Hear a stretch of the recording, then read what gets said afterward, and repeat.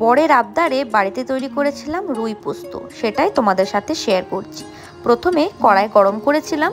কড়াইটা দেখে কেউ আবার ভেবে বসো না যে কড়াইটা কিন্তু ভালোভাবে পরিষ্কার করিনি, আসলে তা না। একটু আগে এই কড়াইতেই মাছের মাথা দিয়ে মুগের ডাল করেছিলাম, সেই জন্য কড়াইটার এই অবস্থা। তো যাই হোক, মাছগুলোকে নুন আর হলুদ দিয়ে ভালোভাবে মাখিয়ে রেখেছিলাম। হলুদের পরিমাণটা নামমাত্রই দিয়েছিলাম। তো নুন হলুদ দিয়ে বেশ কিছুক্ষণ মাখিয়ে রাখার পর মাছগুলোকে হালকা করে ভেজে তুলে নেব। এখানে আমার মাছের পিস যেহেতু বেশি ছিল, সেই জন্য আমি মাছগুলোকে দুবারে করে ভেজে নেব।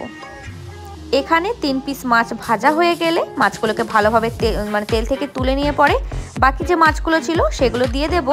দিয়ে আমি একটা ঢাকা দিয়ে দেব, কারণ এখানে মাছের যে তেল ছিল সেটাও চলে গেছে। তো খুব ফুটে মাছের তেলটা গায়ে এসে লাগে, সেই জন্য ঢাকা দিয়ে দিয়ে মাছগুলোকে আমি ভেজে নিচ্ছি। সব মাছগুলো ভাজা হয়ে গেছে। এরপর মাছগুলোকে আমি কড়াই থেকে তুলে নেব। ওই কড়াইয়েই মাছ ভাজা তেলেতেই দিয়ে দেব কালো জিরে আর দেব 2টোর মতন কাঁচা লঙ্কা।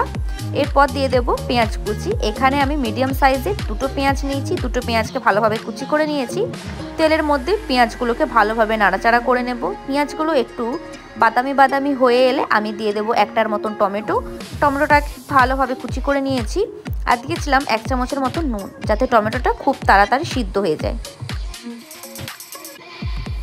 নুন দেওয়ার পর টমেটোটাকে এবং পেঁয়াজটাকে ভালোভাবে একবার নাড়াচাড়া করে ভেজে নেব। এখানে টমেটোটা সিদ্ধ হয়ে গেছে, পেঁয়াজটাও ভালোভাবে ভাজা হয়ে গেছে।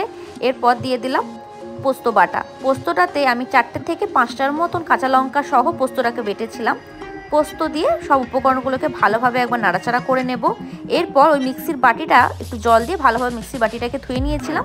তো সেই জলটাই আমি এখানে দিয়ে দেবো 1 বাটির মতো।